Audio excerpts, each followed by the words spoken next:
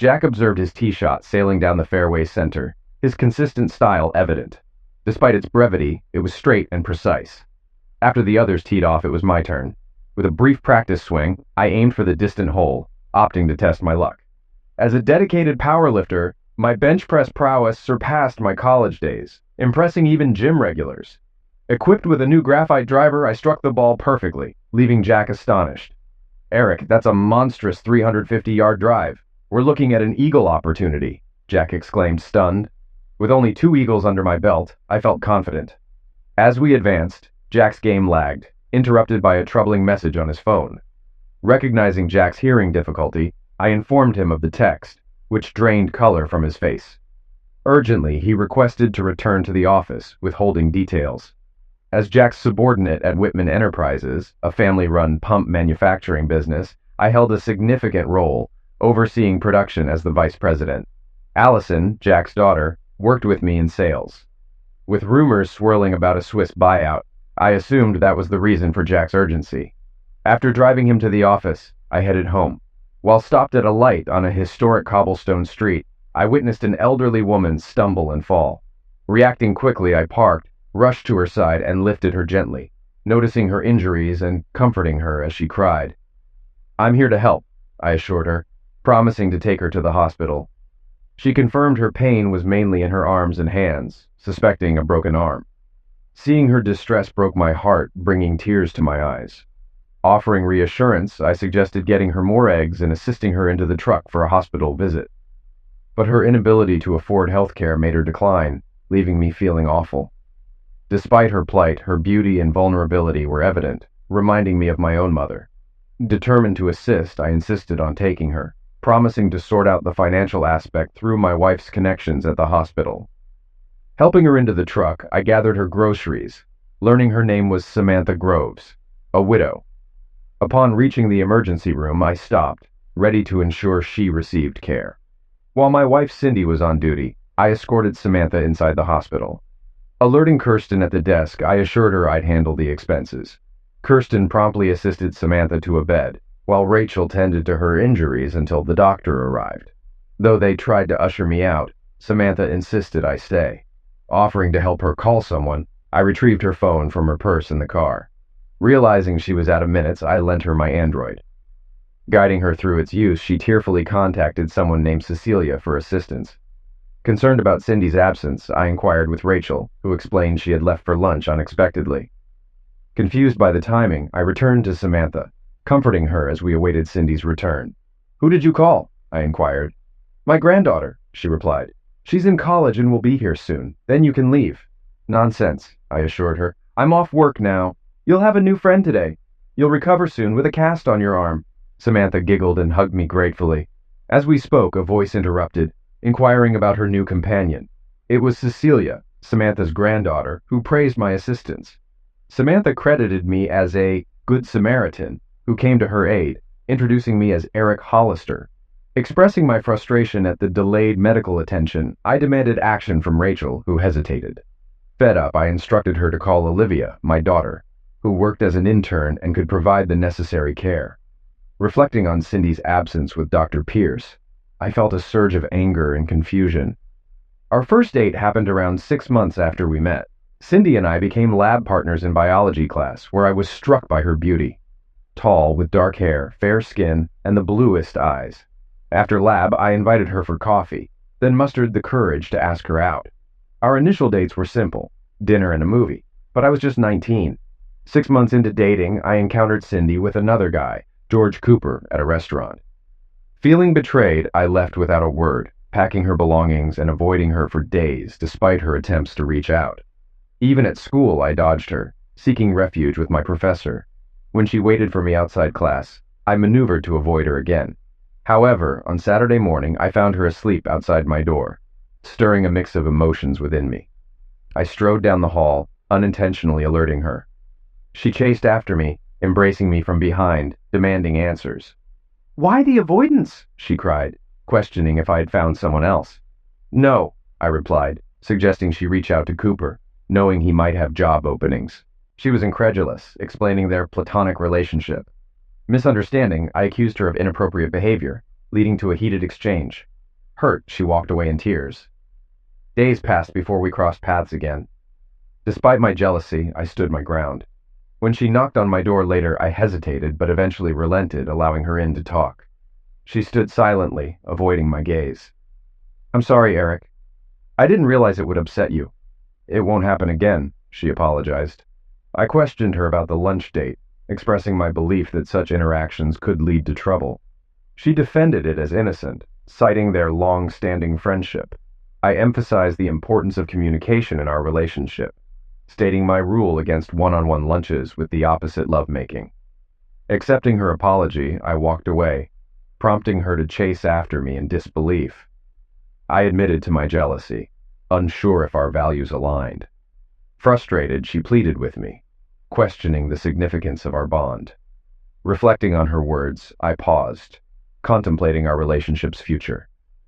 "I think that's too much. I'm still upset, but let's try to work through it. We need to communicate if we're having dinner with someone else," I stated.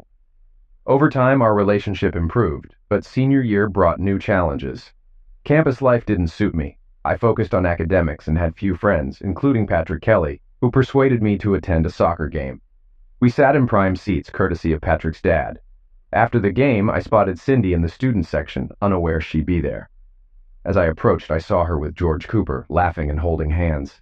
Stunned, I walked away, ignoring her calls and leaving Patrick behind. She caught up to me in the parking lot, grasping my arm desperately. "Eric, please listen," she pleaded.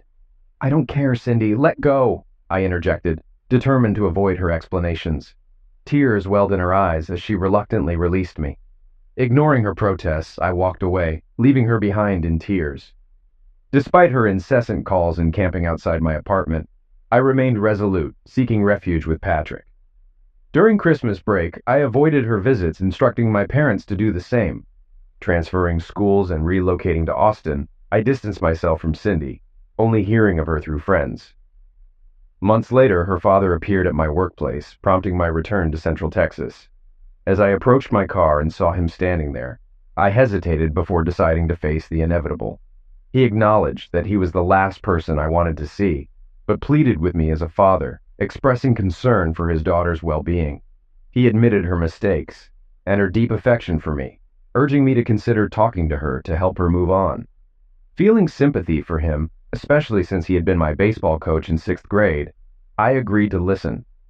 I expressed my frustration with Cindy's actions and my confusion about how to proceed. He understood and simply asked me to hear her out. Grateful, he thanked me, but I insisted that I owed him for coaching me. I agreed to meet with Cindy, setting a time for Friday morning. We dined at Cheddar's, where I paid for her meal, though I dreaded the conversation I knew would follow.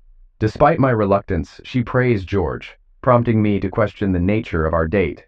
Seeing them together at Chili's confirmed my suspicions. She insisted they were just friends, hoping we could all get along. Refusing to accept this, I ended our relationship, recalling my warning about being alone with him again. Frustrated, she defended George's character, sparking an argument. Fed up, I abruptly left, tossing money on the table. Unaware she was following, I reached my car and locked the door, signaling the end of our encounter. She attempted to open the car door, but I ignored her and started the engine. She rushed over and opened my door, questioning if I would abandon her.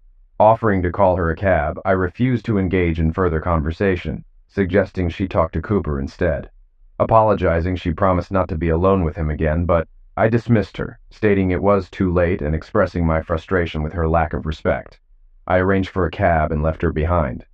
3 weeks passed without any contact from her. During a weekend visit to my parents' house, I was unexpectedly confronted by them. Cindy, her parents, and even the pastor gathered for what seemed like an intervention. Feeling dumbfounded, I entered the room to find everyone staring at me, unsure of what was about to unfold. My younger sister, Chris, rushed to greet me with her usual affectionate gestures. At 15, she was a sweetheart. Taking my hand, she guided me to my seat, humorously referring to it as my throne. Pastor Robbins took the lead, though I found him overbearing. Cindy spoke gently, expressing understanding but urging me to listen. Then it was my father's turn. Surprised, I commented on their open marriage, catching them off guard and deviating from their prepared script. "Are you accusing Mom and Dad of infidelity?" "I never suspected that." she admitted, blushing. Why would you say that? She responded defensively. There's no need to be rude. Your father didn't mean that. We all have friends of the opposite lovemaking. It's normal, she clarified. Okay, thanks for the clarification. Can I speak now? I inquired. They all nodded in agreement. All right, this has been enlightening, I remarked. I appreciate you all being here to explain things to me. I realize now how unreasonable I've been. I just need some time alone to think. You can wait here. I'll return in about 10 minutes, I stated. As I stood up, Cindy approached and kissed my cheek while Chris looked on cheerfully. I ascended the stairs to my bedroom, Chris following behind with my suitcase and computer. Outside, she asked, You're not coming back, are you? No, sweetheart, I confirmed, hugging her. I love you, but I'm done with this situation. Call me and I'll pick you up. We'll go somewhere, just the two of us. All right, Eric, she said, kissing me. I love you too. I'm sorry they embarrassed you. It's not your fault, honey, I reassured her. I'll catch you later. Giving her one last squeeze, I backed out of the driveway, rolling down the window. Take a walk, sweetheart, I suggested. Give me some space to clear my head. She nodded and strolled down the street. 20 minutes later, the phone rang. It was Mom. Hey, Mom, I answered. Where are you? Is Chris with you? She inquired. She's out for a walk, I replied. I'm just passing through Hillsborough. She paused for a moment. But you said you'd be back soon, she reminded me. Well, I've decided otherwise, I stated. Feel free to carry on without me. Oh, Mom. From now on, only Chris can contact me. No letters, visits, or psychic messages about my unreasonableness, I declared. Goodbye, Mom. Eric, wait, she pleaded. I love you, dear. Please forgive me. I only want what's best for you. Let's talk. I think I'm quite capable of deciding what's best for myself, I retorted. Goodbye, Mom. Perhaps you can chat with one of your male friends, I added before ending the call. A minute later, another call came in, but I ignored it. Over the next 5 minutes, I received 5 more calls, all unanswered. The 6th was from Chris. Hey, kitten. What's up? I asked. They made me call you, Eric, she explained. Hearing noise in the background, I interrupted. You should be ashamed. Maybe my family would be better off marrying Cindy. They all seem to share her sense of reason. Over the next 3 days, my desk overflowed with messages from my secretary, filled with voicemails, emails, and notes. Cindy's family, my parents, and Cindy herself bombarded me with calls, all expressing various levels of anger and desperation. Despite the initial silence from my dad and my mom's tearful apologies, Cindy persisted in pleading for another chance, promising to change and avoid situations that made me uncomfortable. However, I adhere strictly to my personal code, avoiding spending time alone with female friends while in a relationship, as it can lead to complications. Certainly, I attended business and social events involving women other than Cindy, but I refrained from taking them out for meals or embracing them. If they had partners, we socialized together. If not, we didn't socialize. Why risk putting oneself in a compromising situation? My father instilled this principle in me from a young age. You date with the intention to marry, being mindful of who you spend time alone with and who you enter into relationships with. It's a conscious decision. Excuses like, I didn't mean for it to happen, make me nauseous. I consciously chose to be faithful to one woman, and my partner made the same choice. If I seem rigid, so be it. Over the next week, I went on a few enjoyable dates, feeling relieved when Cindy wasn't around. It was freeing not to wonder about her whereabouts or lunch companions. Returning to McKinney, I stayed at a hotel and planned a weekend outing with Chris to Six Flags. As I pulled up, Chris urged me to hurry, but Mom unexpectedly dashed from the sidewalk and leaped onto the car's hood, halting my departure. Reluctantly, I rolled down the window, asking what she wanted. She implored me not to leave until she spoke. Tearfully, she apologized, expressing deep love and pleading for forgiveness. Touched, I suggested we spend the following Saturday together. Excitedly, Mom agreed, eager for a trip to IKEA and outlet stores, her smile radiating happiness. Chris, less enthused about IKEA but excited for the outlet stores, chimed in eagerly. We had a blast at Six Flags, eagerly anticipating the next weekend. Work went smoothly that week. I was adjusting to the challenges at the foundry, receiving encouragement from Jack. During the same week, I met his daughter, Allison. Arriving in McKinney, Mom and Chris hopped into the car, brimming with joy. Mom began to apologize, but I interrupted, suggesting we hit the shops. Treating them to clothes, I jokingly warned Mom against buying low-quality furniture. We enjoyed burgers, making it a good day. Despite my warning, I ended up bringing home some cheap furniture. Just lamps. I teased Mom about assembling them herself due to the confusing instructions. On Monday, after stopping for a beer, I found Cindy unexpectedly sitting on my apartment stairs. Annoyed, I decided not to let her drive me away from my home. Wondering why she was there midweek, I recalled she was in her final year of becoming a physician's assistant. "Can we talk?" she asked. "What's on your mind, Cindy?" I inquired. "I want to make things right," she stated. I couldn't help but smile. "I appreciate the clarity," I replied, resigned to address the issue. Opening the door, I motioned for her to enter. As I sat on the couch, she positioned a chair in front of me. "I'm asking for another chance," she pleaded. "That's not an option," I responded firmly. "Why does everyone else get one?" she questioned. "Others regretted their actions and apologized," I explained. "Me too," she admitted. "I've said sorry countless times, Eric." "You knew how I felt," I countered. "I expressed it clearly." "I was foolish," she admitted. "Your stance seemed too extreme to be sincere." Frustrated, I exclaimed, "The word unreasonable disgusts me. Maybe I am, and I'm content with that. If you're not, there's the door. I don't see it as unreasonable to expect my partner not to dine alone with other men or attend games with them. It's just common sense to me. If that's considered unreasonable, then that's who I am," I stated firmly. "I get it now," she replied. "How can I make things right? What can I do to reconcile?" Cindy appeared unwell, her vibrant hair lacking its usual luster and her face showing signs of fatigue. She seemed on the verge of tears. "If you start crying, I'll ask you to leave," I warned her. After composing herself, she spoke. "Eric, I'm deeply sorry. I never intended for this to happen. I didn't go to the game with him. I went with my girlfriends, and he happened to be there. We were all chatting, and he offered me a ride back to my dorm. That's all." "I believe you," I assured her.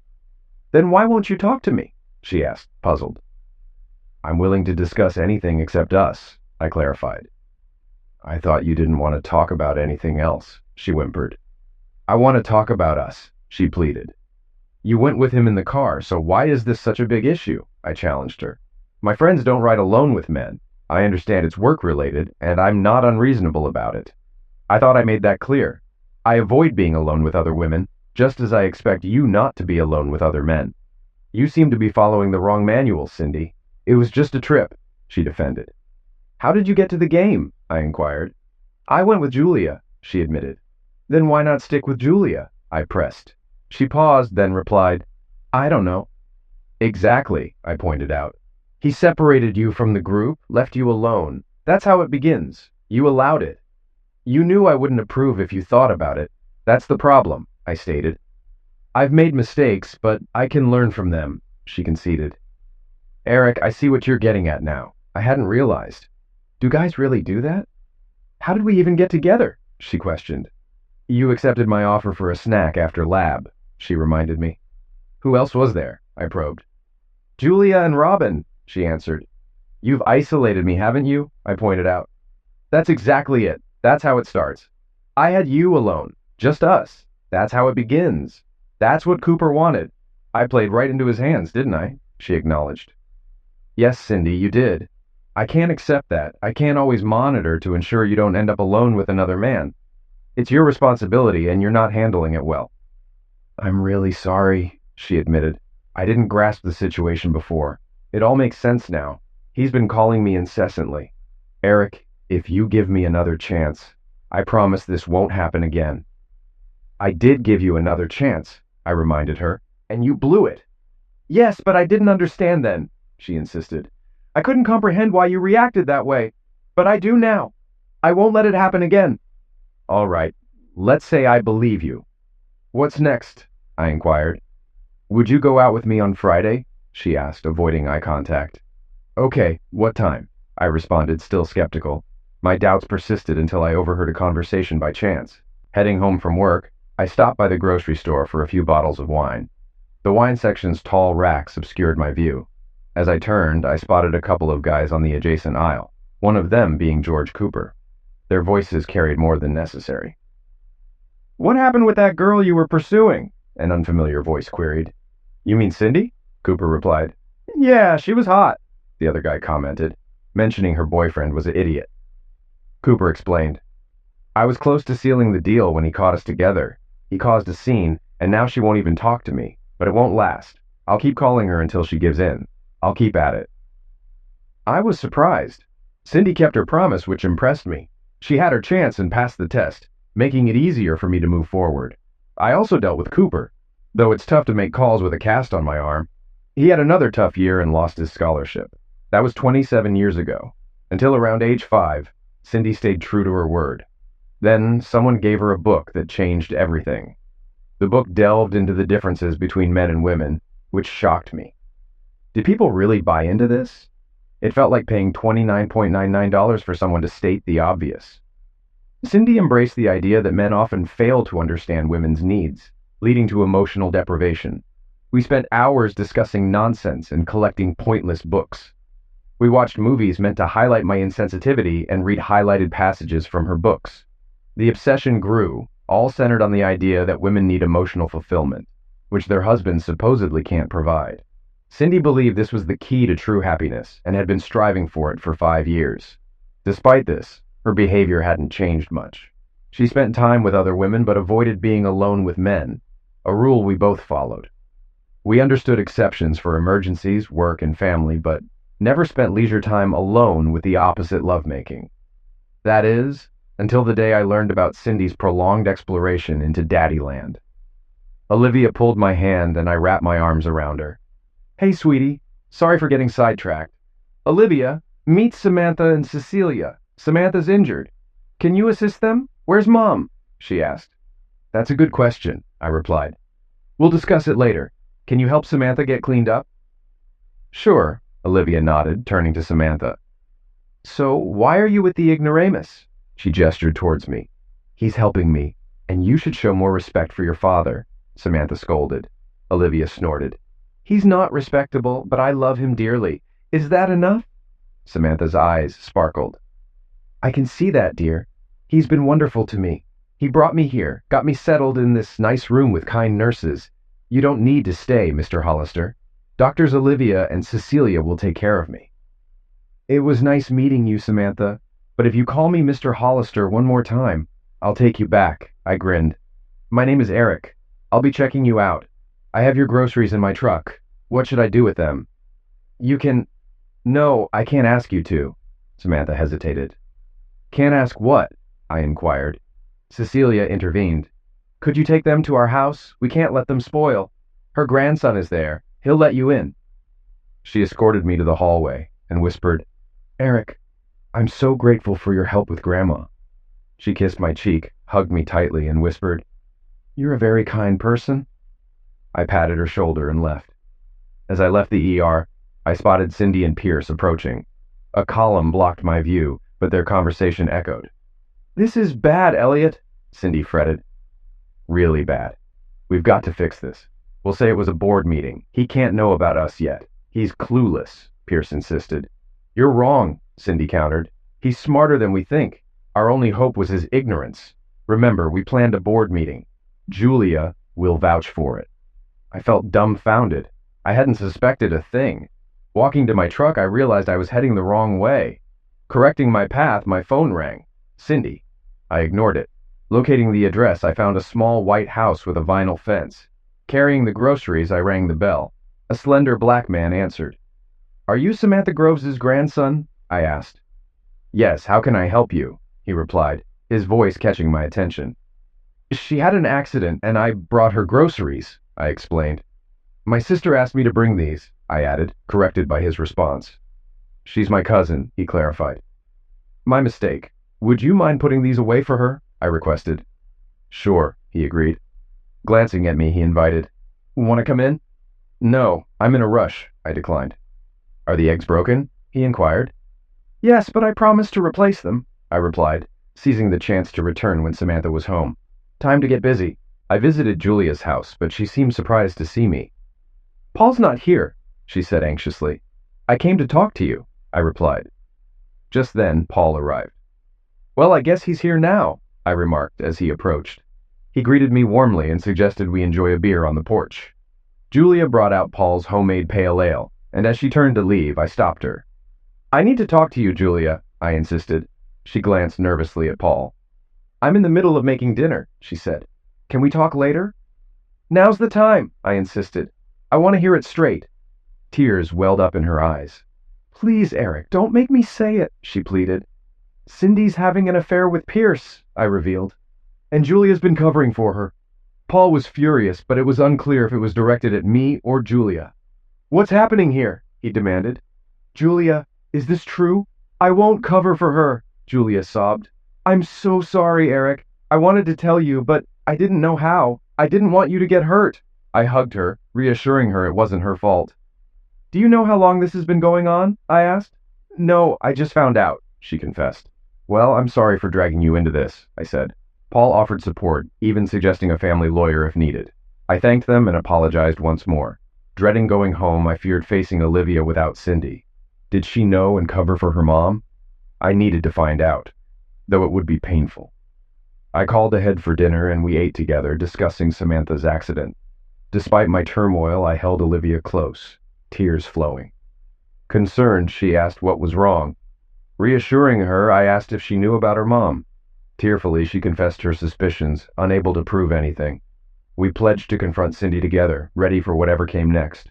Olivia's unwavering support gave me strength, reassuring me that we'd face this challenge together. She embraced me tightly, declaring her loyalty. The idea of her mother's deceit pained her deeply, fueling her anger. I shared her sentiment, but urged restraint. We laughed at the suggestion to change the locks, knowing it might not be permanent. Olivia insisted on facing the situation together, emphasizing her stake in the family. We decided to wait at home until Cindy arrived, comforting each other through tears. Despite the turmoil, having Olivia by my side gave me strength. We adjusted to our new reality and waited, finding solace in each other's company. As we watched a movie, we noticed Cindy's car approaching, signaling the start of a new chapter in our lives. She appeared visibly nervous upon entering the house and seeing us together. Olivia remained beside me, her arms wrapped around my neck. Cindy attempted to brush off the tension, acknowledging our wait. As she moved to kiss Olivia, she was met with a firm refusal. Olivia's words cut through the tension, exposing the truth. Cindy then requested a private conversation, but I declined, insisting we were fine where we were. Seating herself across from us, Cindy mustered the courage to confess her relationship with Elliot Pierce. She stressed that it was separate from our marriage and assured me it wouldn't affect us. Despite her explanation, I felt the weight of her words sinking in. Olivia chuckled. "Yeah, right. Let's be real, Mom." "Olivia, this doesn't involve you," Cindy asserted. "It's about your father and me." "So when are you planning to move in?" I questioned Cindy. "What are you talking about?" she replied.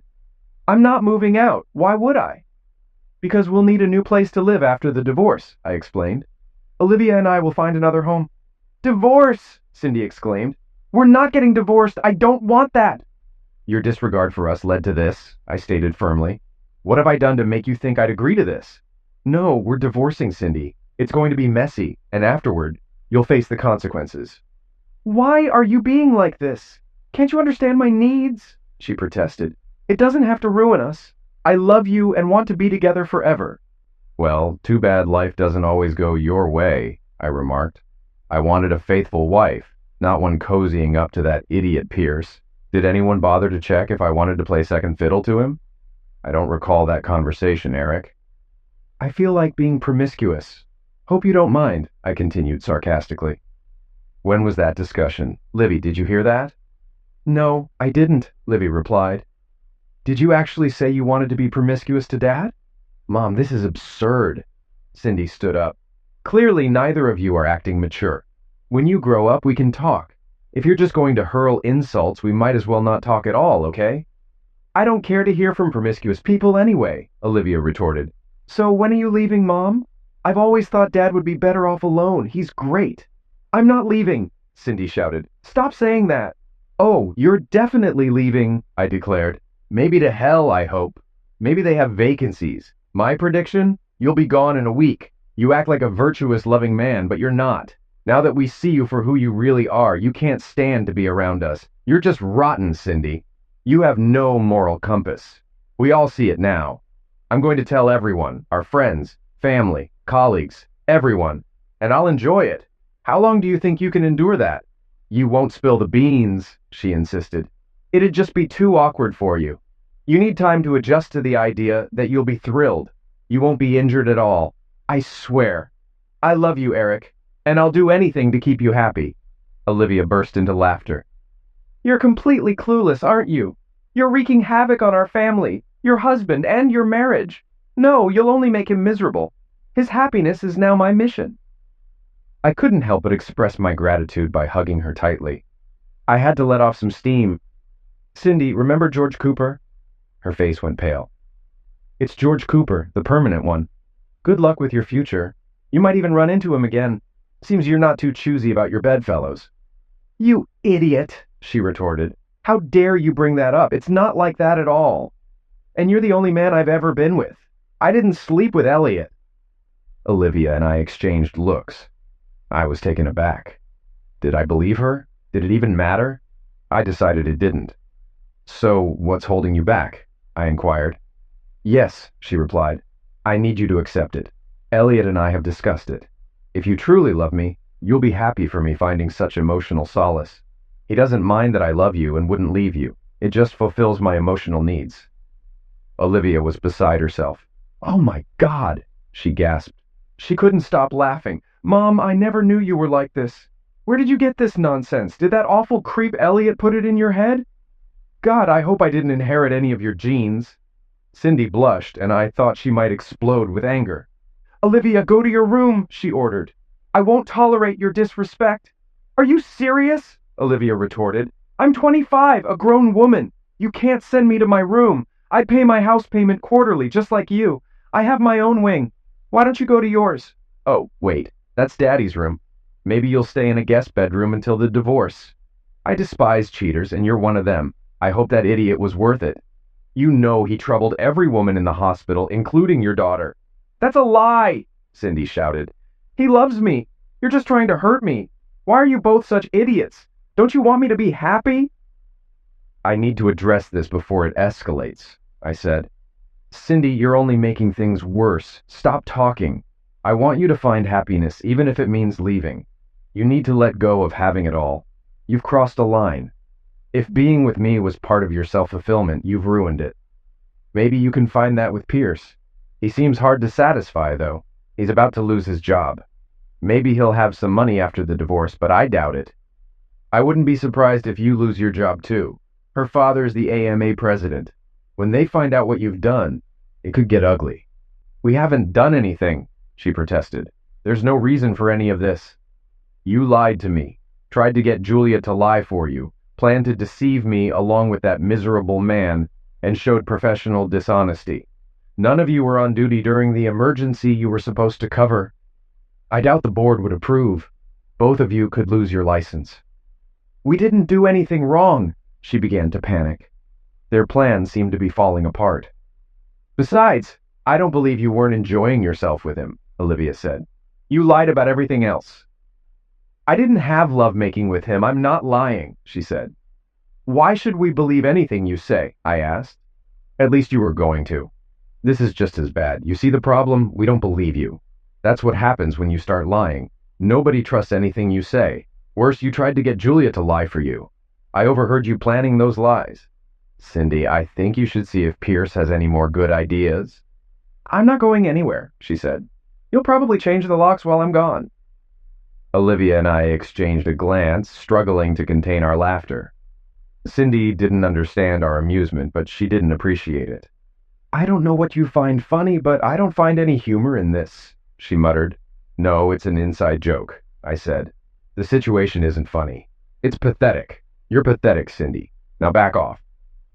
Olivia and I were occupied. She was yelling and crying, but Olivia just raised the TV volume. We ignored her. Finally, she heated up some chicken in the kitchen. Returning, she tried to sit with us on the couch, but we moved to my big chair. Eventually, she gave up. Fine, she shouted over the TV. Act like spoiled brats. I'm going to bed. When she reached the bedroom door, she found it locked. Olivia turned off the television briefly. Your stuff is in the blue room, she said warmly. That's Daddy's room." She turned up the volume again, and Cindy just stood there watching us. Then she left for the hallway. After she closed the door, I kissed Livy, and we went to bed. In the morning, I left for work before they got up, but nothing was happening there.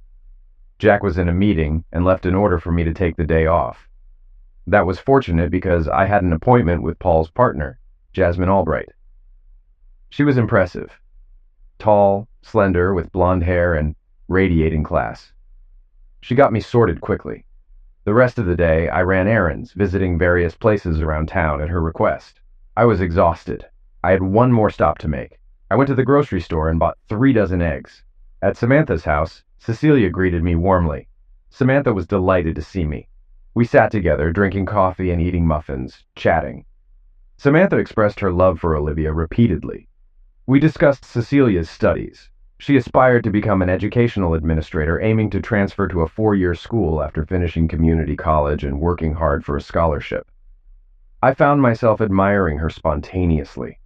With her huge brown eyes, small face, and curly mop of hair covering one eye, she resembled a magical creature from a fantasy drawing.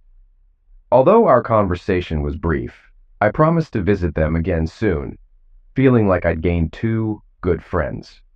Libby was at home when I returned, and I invited her over for a barbecue, updating her on my day. She mentioned that Pierce had taken Cindy out for a while, likely strategizing. I focused on my plans, ignoring Cindy when she returned home later. In the morning, I found a note from her expressing a need to talk and asking me to wait. That night, work resumed as usual, but I felt off. Allison approached me about sales issues, but I couldn't focus. After noticing my distraction multiple times, she inquired about what was bothering me. "I'm sorry, Allie, I'm not myself today," I confessed. "You better tell me what's going on," she insisted. "Well, I'm getting a divorce," I admitted.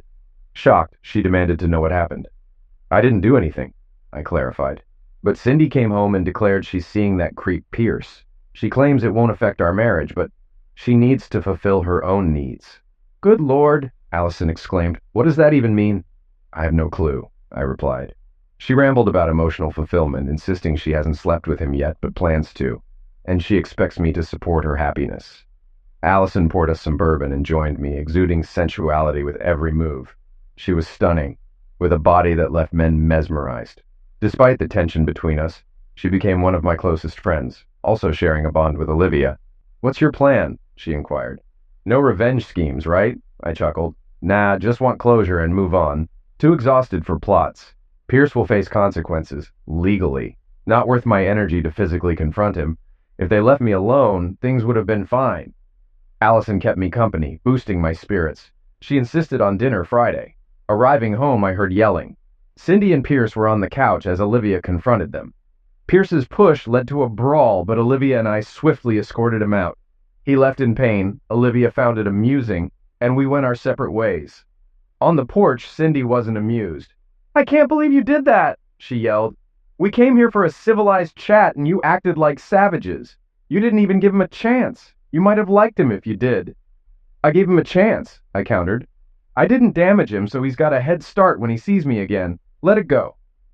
"Cindy, want to catch a movie?" I asked Olivia. After cleaning up, we changed and took a stroll. Later, we endured a movie Olivia adored, but I loathed, then grabbed wings. Returning home, Cindy was gone, perhaps due to a hospital emergency. Friday night, I treated Allison to dinner and dancing. My conscience was clear. My marriage was done. Allison was a fantastic dancer, and we had a blast. Amidst the fun, Allison confessed a long-time crush on me. "I've been scared of you since you turned 15, I joked. "You know I'd never hurt you," she assured me, nuzzling my chest. "That could be you, Eric," she hinted. "I'm honored, Allie," I replied, but admitted feeling upset. She understood, and I drove her home, where we shared a passionate kiss. Feeling rejuvenated, I ignored Cindy's attempts to start an argument and went to bed content. Saturday morning, I lingered in bed, contemplating the day ahead. Eventually, I rose and Cindy brewed coffee while I enjoyed a brownie in a cup. She insisted we talk, but I declined, knowing it would only fuel my anger. Instead, I asked where she wanted the divorce papers delivered, as my lawyer would have them ready Monday. "I'm tearing up these papers," she declared. "You do want a divorce," I countered, highlighting her actions since getting involved with Pierce. She admitted to second thoughts, claiming she didn't anticipate my reaction. "You should have," I retorted. I started mowing the lawn while she observed, and Olivia joined us for a swim later. Afterward, I showered, put on my swim trunks, grabbed some beers, and headed to Olivia's place. We engaged in water fights, sat poolside with beers, and enjoyed some father-daughter time. With Cindy on my mind, I sought distraction by cooking dinner for Cecilia and Samantha upon Cecilia's approval. I showcased my culinary skills, impressing them with a chocolate cake. They felt like old friends, and conversation flowed effortlessly. Cecilia suggested a walk, and as we strolled, she held my hand. Despite her sweetness, memories of walks with Cindy surfaced, saddening me. Cecilia noticed my mood and asked if I was okay. I confided in her about Cindy's affair, expressing disbelief at her justification for it. "Oh my God," Cecilia gasped in response. "I'm sorry, Eric, but she seems foolish. How long have you been married?" she asked. 27 years, I replied, feeling unsure if I'd been blind or if she'd suddenly changed. "I needed to get away from her, and I lashed out at you. I'm sorry," she said. "Nonsense," I reassured her. "You can rely on me any time. I really like you, Eric. What's your plan?" "At this rate, I'm considering divorce," I confessed. "She doesn't see anything wrong with her actions, and I can't stay married to that." "Me neither." "I'm so sorry, Eric," she empathized. "It's not just now that it's bothering me," I confessed. "Being with you and Samantha makes me feel like there's a normal place in the world where I belong." "Thank you, Cecilia." She hugged me tightly, promising support. "I'll never forget what you did for Grandma. Just let me know when you've sorted it out, okay? Then I'll have something to tell you." We strolled and chatted for 2 hours, often sitting on benches. Occasionally, Cecilia would nestle close, her small hand in mine. I discovered her mother battled Medicaid dependence, leading to her demise from hepatitis 5 years ago. Since then, Cecilia had lived with Samantha, her mother's pass away, leaving her in Samantha's care. The slim young man I met, Ty, was her cousin, whose mother suffered a similar fate. Ty, as suspected, was gay and frequented Samantha's place despite having his own apartment. Despite Cecilia's charm and wit, my frustration hindered any romantic notions. Returning, Samantha offered coffee, and we conversed before I left. At home, Olivia recounted her date as Cindy joined us. Olivia, however, fell silent, glaring at Cindy. "Interested in your daughter's life? You won't be in it for long," Olivia retorted. "Perhaps you should go comfort Pierce while we discuss family matters." Enraged, Cindy accused us of selfishness, lamenting her unmet needs. "Cindy, you seem focused solely on your own needs," I said. "We're going out to dinner." "Where?" she asked. "Just Livy and I replied. "You can see Pierce." She screamed as we left. Back home, Livy and I played Trivial Pursuit while Cindy mocked us. On Monday, I went to work as usual. Returning, Cindy had prepared dinner. Despite her efforts, we mostly ignored her. Later, I met Allison at the bar, and we played pool. Olivia called, urging me to meet her at the Riverside Hotel, citing urgency without explanation. Allison joined us as we arrived. Across the street, Olivia's dart caught my eye. She ushered Allison into the car and informed us about Cindy's rendezvous with Pierce. We debated the situation. Allison deemed it reckless, while I preferred ignorance. Olivia suggested using the evidence as leverage in the divorce. Eventually, we reached a consensus. Approaching the counter, I inquired about Cindy's room, stating urgency. With the key card in hand, we approached the door, camera ready. Inside, Cindy and Pierce were caught in the act. Cindy protested, blaming me for her actions. Allison greeted Cindy, implying some women prefer weak men, I said. "She favors strength, like mine." Cindy erupted, demanding Allison release my hand. We left, and I shut the door. Back in the truck, I felt disoriented. Allison drove, Olivia trailing us to Freddy's. Over drinks, they noticed my silence and offered reassurance. Allison hinted at game-changing news for the next day's meeting with my dad. Stepping out with these two beauties uplifted me. Returning Allison to the bar, I headed home. Olivia awaited me, and we conversed. When Cindy arrived later, she complained about her credit cards. I explained our financial separation and the consequences of her refusal to sign divorce papers, hinting at a compromising video. "You idiot!" she yelled. "How do I replace the papers?" "Not my problem," I replied. "I've set up a meeting with a realtor to value the house. You can buy me out or vice versa, but buying me out might strain your finances." I'm not doing anything until the divorce is final, she insisted. Olivia corrected her, stating it could be quick with a simplified process. You earn 3 times what I do, she argued. You should pay alimony. I have a video suggesting otherwise, I countered. Messing with me could cost you your job and license, I warned. Eventually, she relented, signing the papers and agreeing to a hearing. Despite her daily protests of love, as the hearing neared, she grew increasingly desperate. 3 days prior, she left a note requesting a discussion upon her return from work. She hurried upstairs for a shower, then returned with beers for all of us. Nervous, she gathered us around the kitchen bar to talk while she prepared food. After a hesitant start, she confessed. Eric, Olivia, I owe you both an apology, she began. I've made grave mistakes. I never imagined things would spiral like this. I misjudged you, Eric. I expected your understanding and support, but now I see my error. I was wrong. I disagreed, insisting it wasn't solely my failure to understand or support you, I interjected. The problem isn't just your actions. It's the breach of trust. Remember our vows? You promised to forsake all others. This deceit goes beyond lack of understanding, Cindy. It's about dishonesty and betrayal. Oh, spare me. Now you're repulsed, she retorted. And what about all your time with Allison? I'm not oblivious to you and her. You're clueless, I snapped. I never touched that woman. But don't think the thought didn't cross my mind. What stopped me? My commitment to you. I loved you completely. The idea of betraying you kept me from even considering a relationship, let alone closeness with anyone else. I've been faithful to you emotionally and physically all this time. It's because of you. I don't buy it, Cindy countered. I believe him, Olivia intervened. You're the one I don't trust, always playing the sufferer, Cindy lashed out. You've always resented me and sided with him. That's rubbish, Olivia fired back. You're just angry at everyone else because of your own mistakes. And now you're suddenly sorry. For what? Getting caught. What's the fuss? You're clueless, Cindy repeated. Actually, I'm well aware, Olivia smirked. It's pathetic, Mom. And you left Dad for this? I didn't throw anything away, Cindy wept. I never wanted any of this.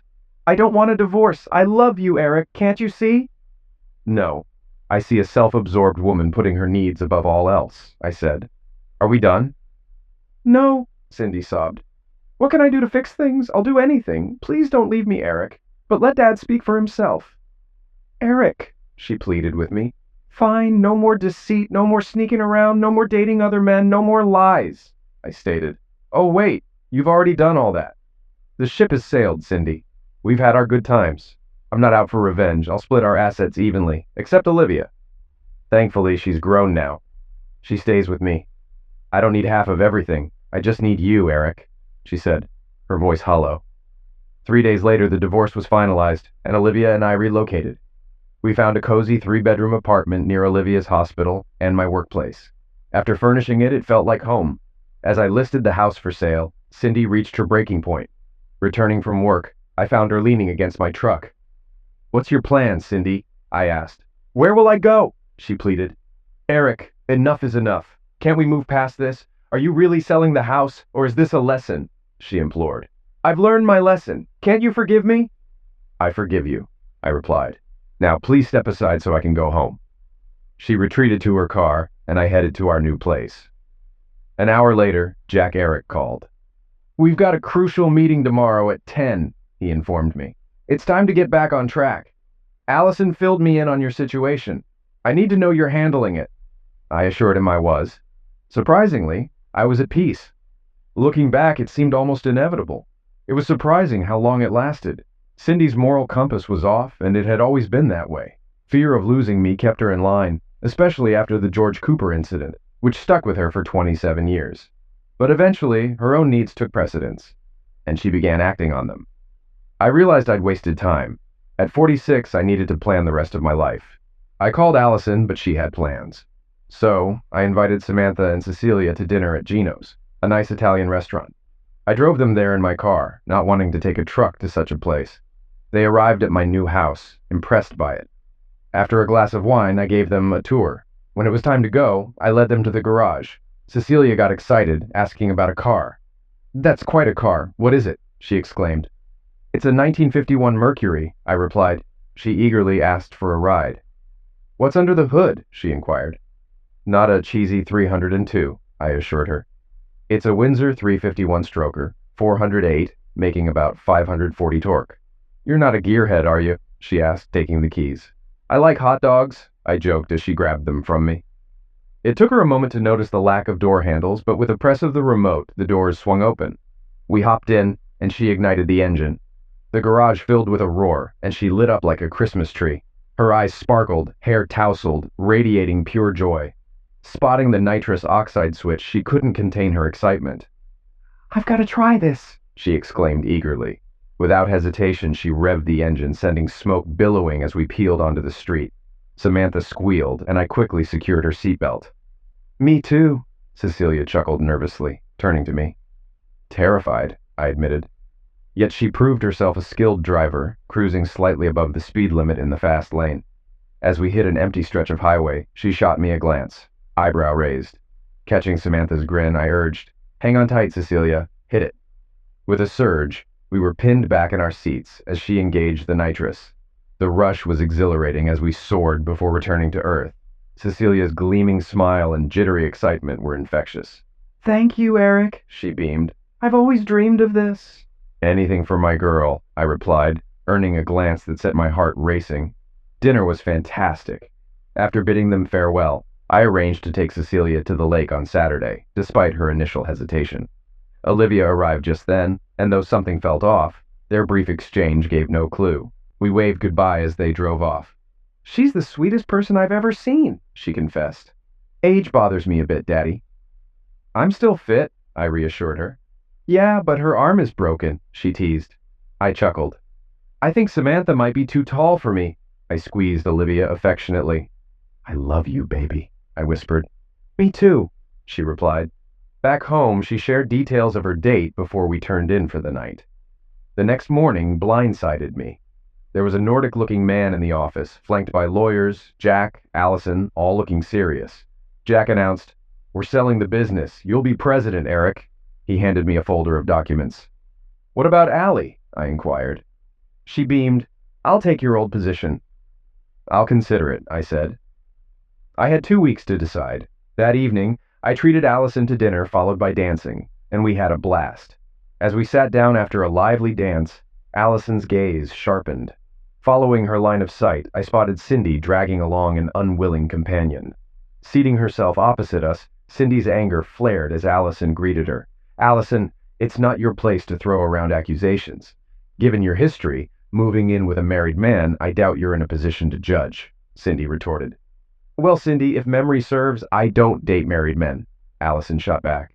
"And as for Niditch, I'm not sure about his marital status, but I'm sure you're well acquainted with marital drama," she added. Cindy continued, blaming me for various misfortunes. "You sent her that video, Eric, wrecking a marriage, and you likely had a hand in getting us fired," she accused. "Frankly, I'm relieved," I responded. "I'm no longer married to a cheater, and as for Niditch, his problems are his own doing, not mine or Allison's." "Olivia hasn't spoken to me since you left," Cindy said. "Did you have to involve her too?" I retorted. "That's your burden," I replied. "I haven't spoken ill of you. We've moved on from your actions. If you want to talk to her, call her. But she's blocked me," she snapped. "That's not my concern," I replied. "Maybe she's content. It's time for you to leave." I didn't offer her a seat. Cindy left hastily, and I didn't mind as long as she was gone. I stood up and pulled Allison into another dance.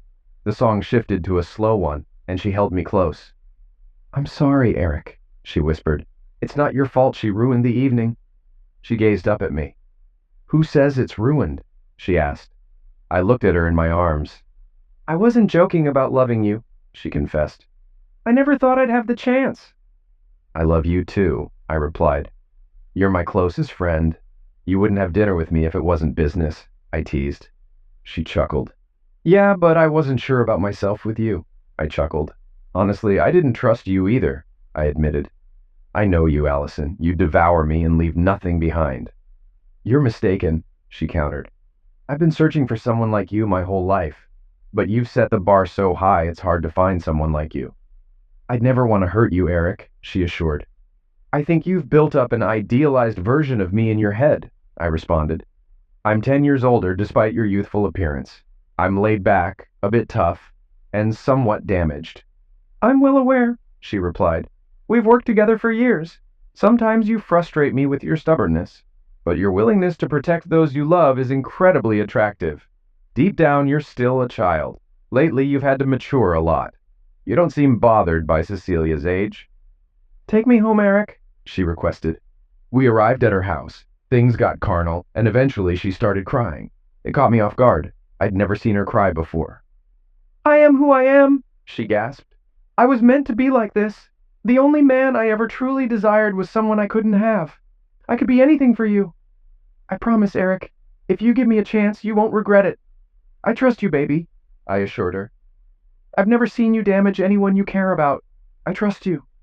Let's give it a try, all right? Will you go out with me? I've forgotten how it's supposed to work. I never imagined I'd need to know again. I understand, she murmured. Don't worry. I'll guide you through it. I have a meeting out of town tomorrow afternoon, but I'll be available as soon as I return. I thought I was completely drained, but she proved me wrong at 5:30 in the morning. Afterward, I showered and hurried home to change. Olivia caught me on my way out and asked to talk later that night. Sure, baby. I kissed her cheek, grabbed my bagel, and left. When Allison arrived at work, she caught me staring and whispered, Keep that thought. When I return, we'll close the door and, well, you know. I glanced around cautiously. Marla might overhear, I warned. Thankfully, my assistant wasn't at his desk. After Allison left, work fell into its usual rhythm, and I departed at 4:30, feeling exhausted and eager for a quick nap. As I entered, Olivia had just arrived home. After changing, the doorbell rang, and Cecilia greeted me with a hug as she rushed inside. Care for a drink? I offered. Opting for a beer, she joined me on the couch, snuggling close. Eric, there's something on my mind, she began. Uh-oh, I thought, life's becoming complicated. Despite enjoying Cecilia's company and appreciating her gratitude for my help, I knew there were hurdles, especially with Allison. I waited for her to continue. I'm not sure how to say this, she hesitated. I'm thankful for everything you've done for Grandma and us.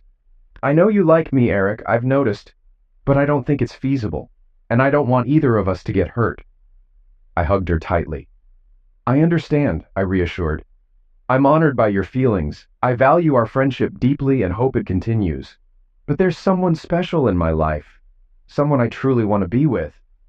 I'm really thrilled about it, she exclaimed. It simplifies everything. I think I'll be a part of your life for a long time, Eric, and I sort of have someone too. Anyone familiar? I inquired.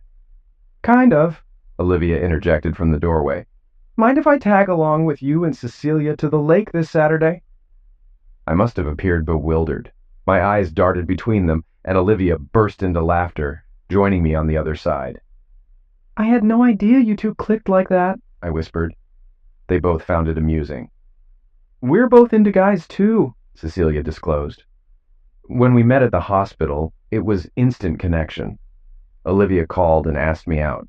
After 2 dates, I felt like I found my other half. She feels the same way about me. Don't you love that, Eric? I embraced them both tightly. Not in the slightest, I reassured. The two women I adore also love each other. What's not to love? I'm genuinely happy for both of you. Now I'll have 2 stunning companions with me at the lake this Saturday. I'm sure there will be 3, Olivia added. I invited Allison. I'm surrounded by formidable women, I joked.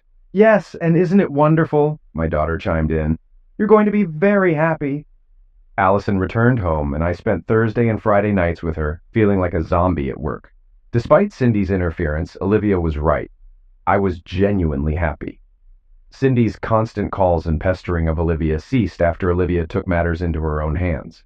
Olivia informed me that Cindy had relocated to Oklahoma City and was working in private practice, which suited me just fine. After about 3 months, Allison's persistence paid off, and I moved in with her. She was everything I had ever dreamed of. 8 months later, I invited Allison, Olivia, and Cecilia over for dinner on a Friday night, already having made my decision and planned something special. Following dinner, I signaled the waiter, who returned with 4 slices of cake, each topped with a small swan figurine holding a ribbon with a ring attached. The diamonds seem a little dim to me, with three of them surrounding a large square emerald, I remarked. Allison covered her mouth with her hand, her eyes glistening. Allison, will you marry me? I asked. Oh my God, yes, she exclaimed, practically jumping into my lap. I knew the best part of my life was yet to come. On Monday, I played golf with Jack. After making a great shot, he joked about bribing Allison to wear me down. I laughed, telling him I only got better with age. As Jack aimed his tee shot into the trees, I teased him, saying he'd have to kiss his birdie goodbye. He smiled and conceded that I was lucky.